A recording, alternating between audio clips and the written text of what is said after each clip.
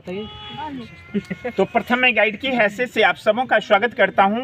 मेरा नाम अनिल कुमार है और हमें पोस्ट ग्रेजुएट करने के बाद विभिन्न भाषाओं में ट्रेंड करके गाइड की लाइसेंस दी जाती। हम अपने इंडियन के साथ कुछ विदेशी भाषा भी बोलते हैं। बाबू, आप जिसे देखने आए हैं ये आपके दिमाग में होगा, ये नालंदा विश्वविद्यालय का पार्ट है। आप भविष्य में जितनी कॉम्पिटिटिव परीक्षाओं में बैठेंगे बहुत सारा ऐसा प्रश्न मिलेगा जो नालंदा के बारे में होगा। अतः नालंदा दौड़ धूप कूद फान करके चले जाने की जगह नहीं है, नालंदा सीखने की जगह है। अतः ध्यान दे करके सुनिए। गाइड रखने के लिए सर एक अच्छी राशि खर्च करते हैं और बच्चा कुछ नहीं सीखे तो गाइड रहने से कोई फायदा नहीं है। आपकी एक आपसी जो एक्टिविटी होती है, हम बच्चों में सभी को ये होता है आपस में बातचीत करते हुए चलना। थोड़ा देर के लिए इन बातों को रोक दीजिए जितना देर की हम आपको बताते हैं, चूँकि ये जीवन भर आपको काम देगा, इस बात को ध्यान रखिए। हम बता लेने के बाद हर बच्चों से फिर प्रश्न करेंगे, जवाब देना आपका दायित्व होगा, नहीं तो सर आपको सजा देंगे। समझ गए? इसलिए ध्यान देकर सुनिए।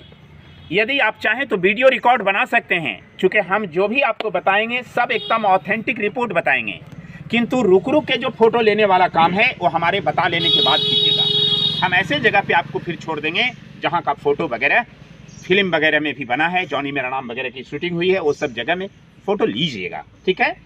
और चलने में भी हड़बड़ कर करके गिर पर करके नहीं आइएगा, चूँकि ये खंडहर घूमने जा रहे हैं, टूटा फूटा भी जगह मिलेगा। सभी बच्चों को सावधानी से धीरे धीरे आना है। जब तक मेरा सभी बच्चा एक जगह नहीं पहुंचेगा हम कहीं कुछ बताएंगे नहीं, क्योंकि आप जो घूमने जा रहे हैं बहुत बड़ा जगह है, इसमें घूम घूम करके देखना होगा। तो ध्यान देके सुनिए। ये नालंदा विश्वविद्यालय है। इस नालंदा विश्वविद्यालय की स्थापना 5वीं शताब्दी में मगध के राजा कुमार गुप्त ने किया था। तो इस विश्वविद्यालय के फाउंडर राजा कुमार गुप्त थे। कुमार गुप्त राजा ने इस विश्वविद्यालय को 5वीं शताब्दी में बनाया था। इसे 7वीं शताब्दी में हर्षवर्धन, 9वीं शताब्दी में बंगाल के राजा देवपाल ने इसका पूरा विस्तार किया था। इसकी एरिया 10 किलोमीटर लंबा और 5 किलोमीटर चौड़ा था। यहाँ पे 10,000 विद्यार्थी, 1,500 प्रोफेसर पढ़ने पढ़ाने के काम में लगे हुए थे। सोचिए, 10,000 छात्र के लिए 1,500 टीचर थे, यानी प्रत्येक 7 बच्चों के लिए एक टीचर थे। लेकिन 1200 ईस्वी में तुर्किस्तान आक्रमणकारी बख्तियार खिलजी का नालंदा पे अटैक हुआ, नालंदा को जला दिया गया था। 3 बड़ी बड़ी पुस्तकालय यहाँ थी, जिसका नाम था रत्न सागर, रत्न दधि और रत्न रंजिका। इतनी किताबें उनमें थी। जब जलाई गई ये विश्वविद्यालय 6 महीना तक लगातार जलता रहा था। फिर धीरे धीरे करके भूकंप आया और ये पूरा मिट्टी से उस तरह से कवर्ड हो गया था। वो जो दूर में टीला जैसा आप देख रहे हैं उस तरह से दबा हुआ था। अभी 1 वर्ग किलोमीटर एरिया को खुदाई करके निकाला गया है। बाकी एरिया के ऊपर में गांव बसा हुआ है, खुदाई बंद है। हम जो जानकारी आपको दे रहे हैं, कहाँ क्या है बताने जा रहे हैं, ये हमारी अपनी कोई कल्पना नहीं है कि जो मन में आए मैं बता दिया और आप इसे ब्लाइंडली मान लें। नालंदा के सभी बातें की जानकारी ह्वेनसांग चीनी यात्री की डायरी से मालूम पड़ता है। जो ह्वेनसांग नालंदा विश्वविद्यालय का छात्र भी, बाद में यहाँ का टीचर भी रहा था। ह्वेनसांग ने जो अपनी डायरी लिखा था, उस डायरी का नाम है सी युकी। क्या नाम है जी? सी युकी। हाँ, उस डायरी में डिटेल्स वर्णन किया था नालंदा के बारे में। नालंदा 2 शब्दों का मेल है, नालंग और दा। नालंग माने कमल का फूल जो ज्ञान का प्रतीक है, दा माने देने वाला, जो ज्ञान देने वाला जगह है वह नालंदा है। ये नालंग जो है पाली वर्ड है। यहाँ का विषय पढ़ाई के रूप में जो लैंग्वेज था वो पाली भाषा थी और संस्कृत था, लेकिन विषय के रूप में कला विज्ञान, आयुर्वेद विज्ञान, चिकित्सा विज्ञान, दर्शन शास्त्र, तत्व ज्ञान, खगोल विज्ञान, ये सब यहाँ का मुख्य विषय था। नालंदा विश्वविद्यालय में सबसे बड़ी खासियत थी फ्री एजुकेशन था। रहना, पढ़ना, खाना, पीना सब राजा लोग देते थे। राजाओं को आप गांव वाले दान देते थे, प्लस 100 गांव का जो रेवेन्यू आता था, टैक्स आता था, वो भी राजा इन्हें दे देते थे। लेकिन यहाँ का एडमिशन प्रोसेस बहुत कठिन था। तो किसी अच्छे इंस्टीट्यूशन के लिए ये भी अच्छी बात है। ह्वेनसांग ने लिखा था, he was fail 2 time, he was passed in 3rd time. वो 3रा बार पास हुए थे, 2 बार वो भी फेल हुए थे। अतः ट्राई करना चाहिए, जीवन में सफलता निश्चित है। यहाँ 4 बड़े बड़े गेट हुआ करते थे। चारों गेट पे द्वारपाल खड़े होते थे। द्वारपालों के द्वारा पूछे गए प्रश्नों का सही जवाब देने के बाद ही किसी विद्यार्थी का एडमिशन यहाँ होता था। Means admission test. जरा विचार कीजिए, जरा सोचिए, जहाँ का द्वारपाल इतना टैलेंट हो, जहाँ का चपरासी गेटकीपर परीक्षा लेता हो, भला उनके प्रोफेसर या प्रिंसिपल कैसे रहे होंगे। लेकिन अभी तक नालंदा विश्वविद्यालय का ओरिजिनल गेट नहीं मिला है। एक छोटा सा रास्ता दीवार काट करके बनाया गया है। चूंकि मात्र 1 ही वर्ग किलोमीटर की खुदाई हुई है, अतः एक छोटा सा गेट दीवार काट करके बनाया हुआ है, जिससे हम प्रवेश करने जा रहे हैं। घूम के उसी से वापिस बाहर है। ओके, चलिए जो आगे वीडियो पर आगे चलो।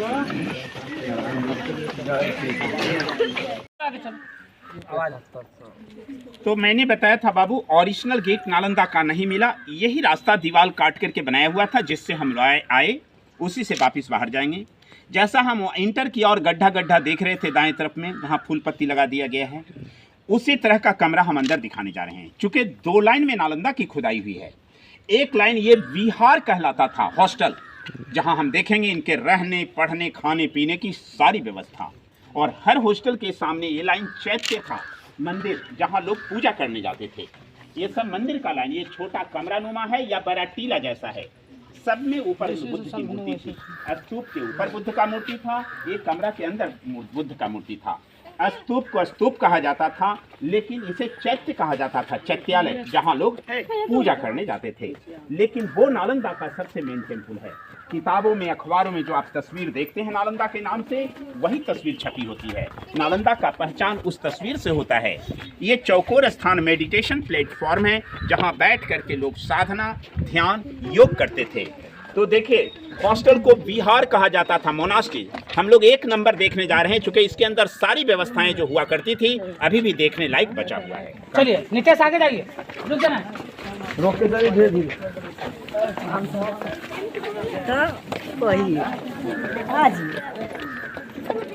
और पीछे चलिए ना, वहाँ जगह है, वहाँ चलिए, सबको सुनाई पड़ेगा ना। संख्या ज्यादा है, थोड़ा सा एडजस्ट करके चलिए। और पीछे चलिए। तुर्किस्तान आक्रमणकारी बख्तियार खिलजी ने इसमें आग लगाया था। नालंदा 6 महीना तक जलती रही, फिर ये भूकंप में टूट गया था। तो पूरी इमारतें दबी हुई थी। हर जगह पे छत जो था लकड़ी का था, लकड़ियां सब जल गई है, छत सब जगह गिर गया। कहीं नहीं आप छत देख रहे हैं। अब हम एक बौद्ध विहार, एक हॉस्टल के अंदर जा रहे हैं। हर एक हॉस्टल में 100 लोगों के रहने, पढ़ने, खाने पीने की सारी व्यवस्था थी, जो हम लोग देखेंगे। प्रवेश द्वार पर दोनों तरफ में भगवान बुद्ध का मूर्ति होता था। लोग अंदर जाते थे या बाहर आते थे मूर्तियों को नमस्कार करके। इनका मंत्र होता था, नमो तस्य भगवतो अरहतो सम्मा सम्बुद्धस्य, बुद्धम शरणम गच्छामि, धम्मम शरणम गच्छामि एंड संघम शरणम गच्छामि। इसके बाद ही लोग जाते आते थे। इस पूरे कंस्ट्रक्शन में जो आप देख रहे हैं, 75% दीवारें इस तरह की जो आप देखते हैं ओरिजिनल है। वो देखिए बाद का है, जिसमें सीमेंट लगा हुआ है। नीचे वाला देखिए ओरिजिनल है जी, लगता जैसे ईंट के ऊपर ईंट को चिपकाया गया है, कोई मटेरियल दिया नहीं गया है। जबकि चूना, सुर्खी माटी, बेल का रस, गुड़ और उड़द की दाल इनके जुड़ाई में लगा हुआ है। रियल देखिए, नया है वही फीका पुराना जैसा लग रहा है, जो पुराना है वो नया लग रहा है, मीन्स ओल्ड इज गोल्ड। दोनों में कितना फर्क है आप खुद देखिए। नया वाला दीवार में सीमेंट पता चलता है, इन्होंने क्या लगाया था पता नहीं चलता है। ये सब जो कटिंग किया गया है, ये बरसाती पानी निकलने के लिए अभी काटा गया है। अब आइए इनके अंदर हॉस्टल में चलिए जाने दीजिए। इसे बिहार कहा जाता था। मैंने बताया हर हॉस्टल में 100 लोगों के रहने की व्यवस्था थी। इनके लिए 2 कॉमन बाथरूम होता था, ये और ये बगल वाला, ये दोनों स्नान घर है। यहाँ लोग कुआं से जल ला करके स्नान करते थे, ये दोनों स्नानागार है। जबकि टॉयलेट के लिए लोग ओपन एरिया जाते थे। ये इनकी ओरिजिनल दीवारें हैं, जबकि ये बाद की है। बाद वाला ही देखिए टूट रहा है, लेकिन ओरिजिनल वाला लगता ईंट के ऊपर ईंट चिपकाया हुआ है। जबकि वही चूना, सुर्खी माटी, बेल का रस, गुड़, उड़द का दाल लगाया जाता था। जो नया है पुराना लग रहा है, जो पुराना है वो नया लग रहा है, मीन्स ओल्ड इज गोल्ड में। इनके नाली का सिस्टम देखिएगा, आगे जैसे जैसे जाइएगा ये ऊंचा हो गया है। उधर से ये ढाल बना हुआ है, सीमेंट बाद का है, हड़प्पा मोहनजोदड़ो सभ्यता की जैसे इनकी ड्रेनेज सिस्टम है। चलिए आगे चलिए, आगे के कमरे हैं, तो पीछे ये रह वीडियो फोटो करने के लिए। एक कमरा एक लोगों को प्रोवाइडेड था, एक कमरा एक लोगों को मिलता था। इस तरह से 11,500 कमरे थे नालंदा में, 10,000 छात्र के लिए और 1,500 टीचर के लिए। हर ब्लॉक में 100 कमरा था। अभी 11 ब्लॉक में 1100 कमरा मिला है। एक ब्लॉक में 100 कमरा था। एक एक कमरा एक एक लोगों के लिए। स्टूडेंट या टीचर सबकी सेम फैसिलिटी थी। सब में बड़ा बड़ा लकड़ी का दरवाजा था जिसका चौखट लगता था। हर दरवाजे पे एक लाइट सेल्फ, दीपक रखने की जगह। जरा दीवार की मोटाई देख रहे हैं बाबू, कम से कम 4 फीट, अधिक से अधिक 12-12 फीट तक चौड़ी इनकी दीवारें थी, जिससे नेचुरल एयर कंडीशन बना होता था। गर्मी के दिनों में ठंडा, ठंडा के दिनों में गर्मी जमा रहती थी। इस तरह से पूरी यूनिवर्सिटी की बनावट नेचुरल एयर कंडीशन जैसा था। छत सब में लकड़ी का था, जल गया। ऊपर का जो कटिंग देख रहे हैं वो वेंटिलेशन था, हवा प्रकाश के लिए।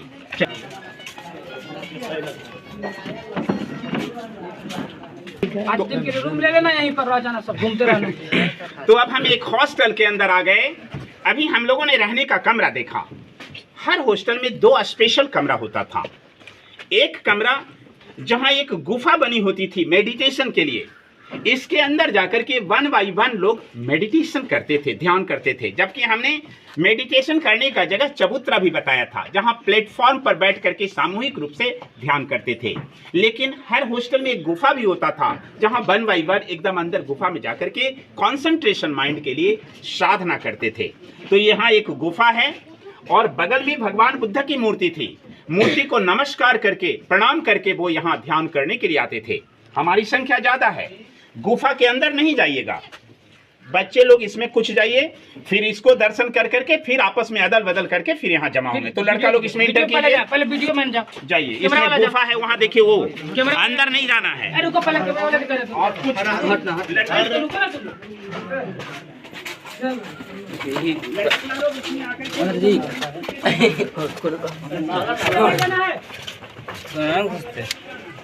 घुसना रहे फोटो है क्या?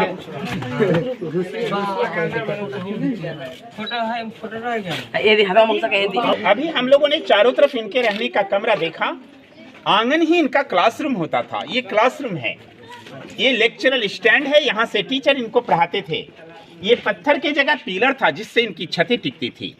एक एक ब्लॉक में हमने बताया था 100 बच्चे रहते थे, तो 100 लोगों के लिए क्लासरूम हुआ। ये लेक्चर स्टैंड हुआ पत्थर पिलर के लिए। बगल में वो देखिए चूल्हा है। सब अपने जगह पर खड़ा रहिए, सबको दिखाई पड़ेगा। नीचे उतरने की जरूरत नहीं है, नीचे नहीं है। पहले राजा नहीं लोग को जाने दीजिए। वहीं से देखिए, ये देखिए चूल्हा है बच्चे लोग। अभी भी देहातों में बड़ा बड़ा फंक्शन होता है, इसी तरह का चूल्हा बनाया जाता है। नीचे से काठ की लकड़ी जब इसके अंदर डाली जाती थी। इस चूल्हे का उपयोग विभिन्न कार्य में होता था। जब क्लास चलता था, लोग यहाँ जाकर के प्रैक्टिकल का काम करते थे, माने अष्टधातु की मूर्तियों को जोड़ते तोड़ते गलाते थे। सुबह शाम लोग खाना बनाते थे, जाड़े के मौसम में हाथ सेकते थे, और बाकी समय में लोग आयुर्वेदिक दवाई बनाते थे। जब यहाँ खाना बनता था, ये प्लेस में बैठ करके खाना खाते भी थे। तो आपने देखा, रहना, पढ़ना, खाना, पीना सब छात्रावास के अंदर होता था। ऐसा 108 छात्रावास था, अभी 11 मिला है। सब बनावट में एक जैसे हैं। आइए, उधर से सीढ़ी है, उधर भी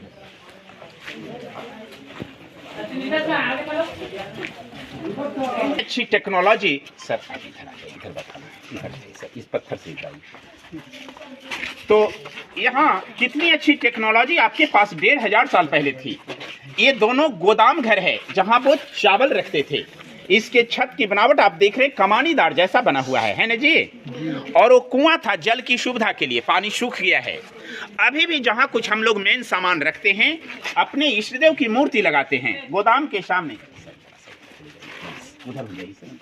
यहाँ भगवान बुद्ध का विशाल मूर्ति था। इस मूर्ति को लाइटेड करने के लिए देखिए 2 पत्थर लगा हुआ है बाबू। ये पत्थर में ऐसे भी चमक पता चल रहा है, देख रहे हैं ना, ये चमकीला पत्थर है। छाया देने के बाद देखिए इसका चमक और दिखाई पड़ता है, देख रहे हैं चमक, देख रहे हैं कितना ये चमकीला पत्थर है। रियल में ये साधारण पत्थर नहीं, ये माइका स्टोन है, अब्रक का पत्थर है। उस जमाने, इस इधर भी और उधर भी दोनों ये माइका स्टोन है, अब्रक का पत्थर। उस जमाने में यहाँ पे एक कॉपर प्लेट लगाया जाता था, ताम्रपत्र। जब इस पे सूर्य या चंद्र किरणें पड़ती थी तो लाइट सीधा मूर्ति पे रिफ्लेक्शन होता था, परावर्तित होता था। जरा सोचिए, आपके पास आज से 1600 साल पहले कितनी अच्छी टेक्नोलॉजी थी। हमारे पूर्वजों को ज्ञान था प्रकाश परावर्तन नियम का। आज विदेशी लोग कहते हैं हम लोग बहुत एडवांस हैं, किंतु टोटल टेक्नोलॉजी अपनी है। किनका मोबाइल था? ऑफ कर लेना और जाइए कुआं और गोदाम का छत देख करके आइए 2 मिनट में। कुआं के छड़ कमजोर है, कुआं पर नहीं चढ़िएगा, और छत दोनों चीज देख के आइए। मनोज भाई बैठे हुए हैं, लड़का लोग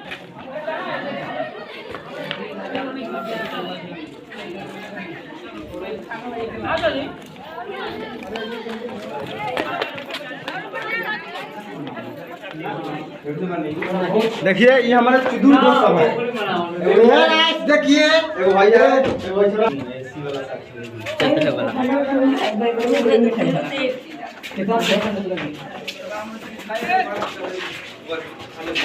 जय हिंद जय पे काट करके हर जगह पे काट करके डिपार्टमेंट ने दिखाया है। ये क्रमशः काट के डिपार्टमेंट दिखाया है। 3 राजाओं के द्वारा ये क्रमशः 3 बार में नालंदा बनी थी। So we are standing on the floor of Nalanda. हम लोग फ्लोर पर खड़े हैं। इसमें जो बड़ी बड़ी ईंटें हैं ये गुप्ता डायनेस्टी का है। सबसे पहला राजा कुमारगुप्त का। ये ईंट का टुकड़ा चूनासुर की माटी की दीवार हर्षवर्धन काल की है, जबकि ये छोटी छोटी ईंटें जो है ये पाला डायनेस्टी का है। 3 डायनेस्टी में नालंदा का डेवलपमेंट हुआ था। यहाँ काट काट करके दिखाया गया है।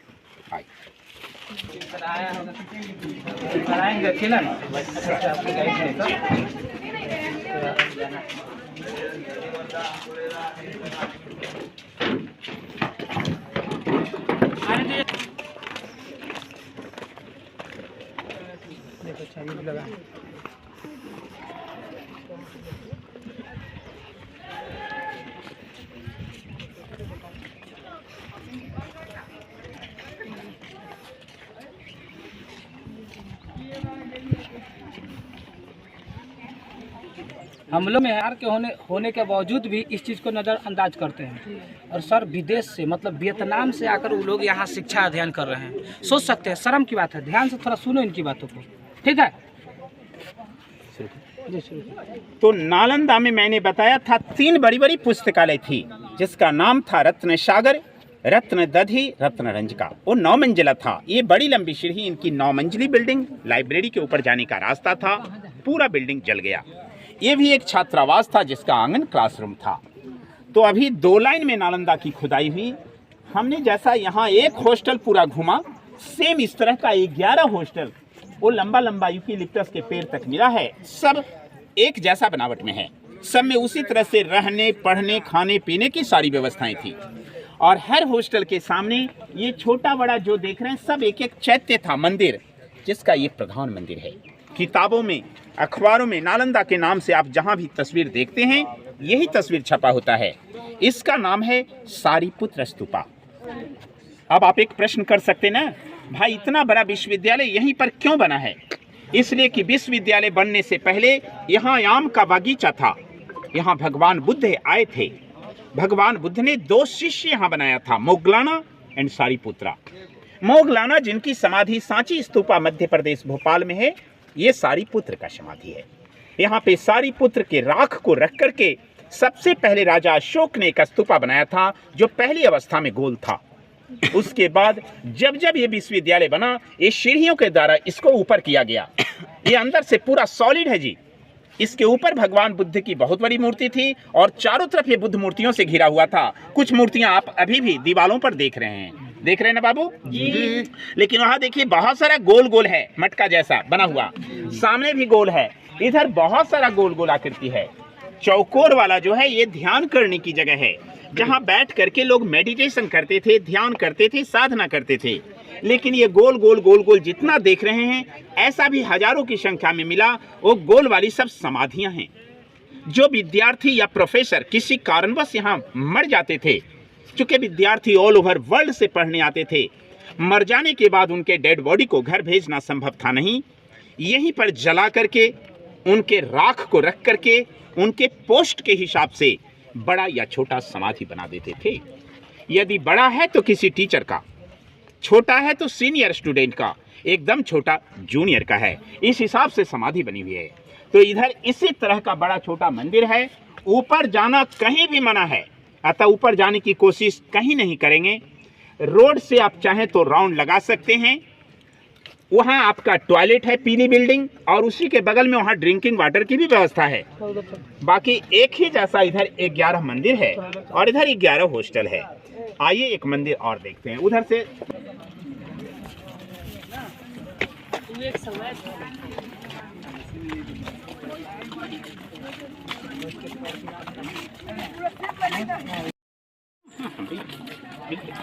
इधर नीचे खड़ा है, यहाँ खड़ा हो जाइए सभी बच्चे लोग। नीतीश कुमार जी, नीतीश सब लोग था 2 लाइन में नालंदा की खुदाई हुई। एक लाइन वो हॉस्टल का लाइन है, वो भी देखिए चारों तरफ रहने के कमरे दिखाई पड़ रहा है, आंगन पढ़ने का जगह, चूल्हा कुआं सब में है। हेलो 2 मिनट और साइलेंट प्लीज। तो उधर 11 हॉस्टल मिला जिसे बिहार कहा जाता था, और ये लाइन छोटा बड़ा 11 चैत्य है जिसे मंदिर कहते हैं हम लोग। ये सब के अंदर भगवान बुद्ध की मूर्तियां थी। सेफ्टी के लिए लोहे का रड या सेफ्टी ऊपर से बना दिया गया है। वो यहाँ का मेन टेम्पल था जो मैंने बताया। यदि ये सब के भी ऊपर में जितनी भी बुद्ध की मूर्तियां थी सब टूट गई है। यहाँ आसपास में देखिए, हमने बताया था गोल गोल वाला जितना ईंट वाला है, नीचे ही रहिए बाबू ताकि सबको पीछे वाला को दिखाई पड़े। तो ये गोल वाला जितना है सब समाधि है, और चौकोर वाला जितना है ध्यान करने की जगह है। ये पत्थर की मूर्तियां यहाँ से चुके बहुत सारा टूटा फूटा सामान मिला है, सामने म्यूजियम में रखा हुआ है। तो जो म्यूजियम नहीं ले जाया जा सका यहाँ पर रख दिया गया है। और कोई कुर्सी नहीं है, कुर्सी के आकार में जो मूर्तियां मिली उसको ईंटा मिला करके उसको ऐसा सेट किया गया है। तो इधर 11 मंदिर, 11 हॉस्टल सब एक जैसे हैं। ये नालंदा का सब पुराना इतिहास था। एक नालंदा का नया इतिहास में देखिए, वहाँ एक खजूर का पेड़ है जी, देखा, नाटा वाला पेड़ में देखिए 8 ब्रांच आया है, देख रहे हैं। वो सिंगल ब्रांच का नहीं है, 8 ब्रांच है। ऐसा कहा जाता है भगवान बुद्ध का प्रभाव अभी भी नालंदा पर है, और उन्होंने अपने उपदेश में अष्टांगिक मार्ग का उपदेश दिया था। यही कारण है कि उसमें 8 ही ब्रांच आया है, न 7 आया है न 9 आया है। तो इच्छा हो तो आप अपने विवेक से इधर उधर घूम सकते हैं। फिर सर के पास एक जगह यहीं पर आकर के सब कलेक्ट होइएगा, चूंकि यहाँ छाया है, तब एक साथ आप लोग निकलिएगा।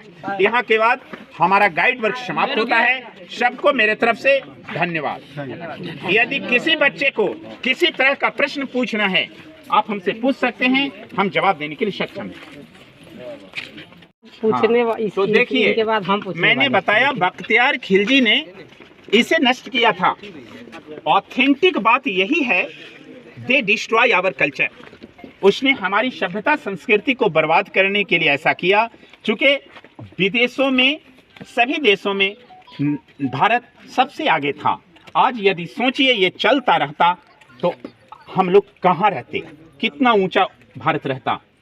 कुछ दुष्ट लोगों के कारण इसको बर्बाद किया गया। लेकिन ऐसी भी एक कहानी है कि बख्तियार खिलजी को एक बीमारी हो गया था। दवा खाते खाते वो थक गए थे। उन्होंने ऐसा ऐलान कर दिया था कि बिना मुझे दवा खिलाए कोई ठीक कर दे तो मैं उन्हें पुरस्कार करूंगा। यहाँ एक राहुल श्रीभद्र जी आयुर्वेदिक डॉक्टर थे, उन्होंने कहा मैं उनको ठीक कर दूंगा। बख्तियार खिलजी को कुरान शरीफ पढ़ने की आदत थी। उनके कुरान शरीफ के पेज में दवा का लेप लगा दिया।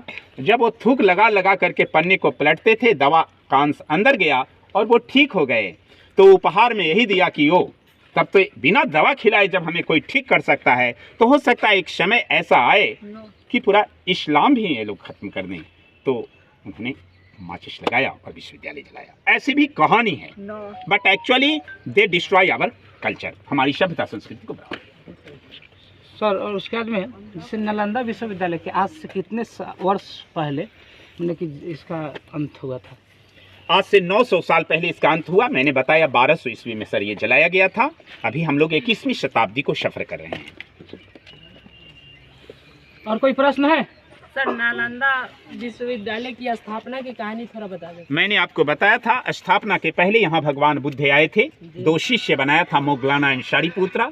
सबसे पहले वो सारीपुत्र की स्तूप यहाँ बनी सर, जो राजा अशोक ने बनाया। उसके बाद ये नालंदा को कुमार गुप्त राजा ने, क्योंकि उन्होंने सोचा भगवान बुद्ध यहाँ आए हैं, सारीपुत्र की समाधि है, तथा कुमार गुप्त जो मगध के राजा थे, उसमें मगध की राजधानी राजगीर थी, उन्होंने इस विश्वविद्यालय का फाउंडेशन। सर, तो मौर्य काल में यह नहीं हुआ? नहीं, बिल्कुल नहीं, गुप्त काल से, गुप्त काल में स्टार्ट हुआ जी। और कोई क्वेश्चन? सर, नालंदा विश्वविद्यालय जीवन भर के लिए ऐसा ही रह जाएगा आपकी, इसका कुछ वृद्धि भी होगा? सही आप कह रहे हैं सर जी। नालंदा विश्वविद्यालय बनाने की एक पहल सरकार के द्वारा हुई है और उसके फाउंडर कलाम साहब हैं। कलाम साहब ने फाउंडेशन किया, हालांकि वो तो अब चले गए, लेकिन नालंदा बन रही है। हालांकि जैसा ये बनावट में है ये संभव नहीं है इतना मोटा दीवार लगाना, लेकिन इसी तरह का एक विश्वविद्यालय राजगीर में बन रहा है। ठीक राजगीर बस स्टैंड से 4 किलोमीटर पश्चिम महादेवा पिलखी एक गांव है, वहां पे 1000 एकड़ जमीन में अभी वो बनाया जा रहा है। मगर ये बदला नहीं जा सकता सर, चूंकि ये आपकी एक इतिहास है, ये तो जस का तस रहेगा। ऐसा ही रहेगा जी सर, धन्यवाद। और कोई प्रश्न है? नालंदा विश्वविद्यालय की खुदाई कब हुई? 1915 से 1940 में, यानी सबसे पहले। और कोई प्रश्न है? और कोई क्वेश्चन हो पूछिए, इसकी बेहिचक खुदाई पूछिए। करने वाले व्यक्ति कौन थे? अलेक्जेंडर कनिंघम, मैंने बताया था, ब्रिटिश वाले। जी he was the great archaeologist, उन्हें आर्कोलॉजी का पिता कहा जाता है। जी, सिंधु सभ्यता की भी वही किए थे। और कोई बच्चा? नहीं, चलिए तो 1 मिनट। कुछ लोग ने क्वेश्चन पूछा, जैसे ये बेटी ने क्वेश्चन किया, मगर कुछ लोग एकदम चुप हैं। तो चुप रहना ये साबित कर रहा है कि हमने जो चीज बताया सब आपने प्राप्त कर लिया। तो थोड़ा सा हम आपका टेस्ट कर लें, सर को भी संतुष्टि होगी। हम 3 क्वेश्चन आपसे पूछते हैं लास्ट में, हमने पहले ही बताया था कि हम क्वेश्चन करेंगे। जो बच्चे बताना चाहेंगे हाथ उठा दीजिएगा, तुरंत बोल नहीं दीजिएगा, नहीं तो जो बच्चा नहीं सीखे वो नहीं सीख सकेंगे, फिर उनका फिर वही रिपीटेशन रह जाएगा। क्योंकि कुछ बच्चे मेरे हमारे बताने के बाद भी टॉक कर रहे थे। तो बताइए, सबसे पहला question, and these are very important question for competitive examination. ये बहुत इंपॉर्टेंट क्वेश्चन हम तीनों पूछेंगे, जो नालंदा के बारे में प्राय प्रतियोगिता परीक्षाओं में पूछा जाता है। तो मैंने बोल दिया है, मुंह को एकदम बंद कर लीजिए, हाथ उठाइएगा, हम जिनसे पूछेंगे बोलिएगा। Who was the founder of Nalanda university? Nalanda विश्वविद्यालय के संस्थापक कौन थे? कुमार गुप्ता। बोलना नहीं था। बहुत अच्छा किया, लेकिन बहुत बकबक भी करना ठीक नहीं है। ओके, एग्जैक्ट आंसर क्या है? आंसर बेटा कुमार, बोलिए क्या नाम है? कुमार। अभी सर ने यही क्वेश्चन किया था, इसके फाउंडर कौन थे, है ना? बहुत अच्छा, हम समझते हैं, बहुत you are the very gentle, लेकिन इस बात का ध्यान रखो कि हमें कहा क्या जा रहा है। निर्देश पालन करना ये सबसे बड़ी अनुशासन है। ओके, पहला क्वेश्चन। दूसरा क्वेश्चन, हमने बताया था, हम इन सारे बातों का जो जानकारी आपको दिया चीनी यात्री ह्वेन सांग की डायरी के आधार पे, हमने इस क्वेश्चन को रिपीट कराया था। उस डायरी का नाम क्या था? हाथ उठाइए।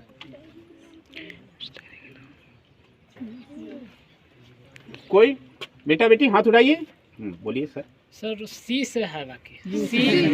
पूरा बोलिए, बट एग्जैक्ट आंसर। हाँ हाँ, 2 अक्षर चले गए, बस एक ही तो बच ही रहा है। एकदम एग्जैक्ट आंसर, थैंक यू। सीकी, एग्जैक्ट आंसर। सो उस डायरी का नाम क्या था? अभी देखिए, इसके पहले पूछा गया है क्वेश्चन अच्छी परीक्षाओं में। 2 क्वेश्चन मैं पूछ चुका, तीसरा और मेरे द्वारा पूछे गए लास्ट क्वेश्चन। लेकिन देखिए, मुंह से तुरंत बोल नहीं दीजिएगा, सीखने वाला बच्चा नहीं सीखेगा, फिर उसको लगा चलो मेरा काम चल गया।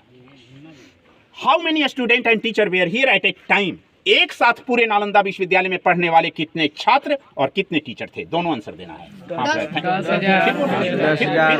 10,000 छात्र और 10,000 तो कोई नहीं पहचान में आया, कौन नहीं जानता था, कौन जानता था, ऐसे थोड़ी होता है, छोड़ दो। तो बोलो बेटी तुम। 10,000, 1,500 टीचर, और 10,000 विद्यार्थी और 1,500 teacher. Thank you, exact answer. Okay, thank you, happy your journey. फिर मैं लास्ट में कह दूं, आप लोग फिर बड़ा बड़ा ऑफिसर होके आइए और फिर अनिल अंकल को गाइड कीजिए। विश्वविद्यालय में खुदाई करने में कितना समय लगा? 1915 से 1940 जोड़ लो, 25 साल लगे। और कोई क्वेश्चन पूछो, अभी भी पूछ सकते हो। इसका मतलब जैसे विस्तार का जो पहले तो न्यूज़पेपर ये सब तो कुछ नहीं था, तो फिर मतलब फ्रांस के लोग कैसे आगे पढ़ने? इसलिए कि जो लोग लौटते थे उससे उनकी सूचना मिलती रहती थी, और आते थे पैदल और जाते थे पैदल। आज के जैसा उस समय वाहन तो था नहीं, पैदल ही आना है और पैदल ही जाना है।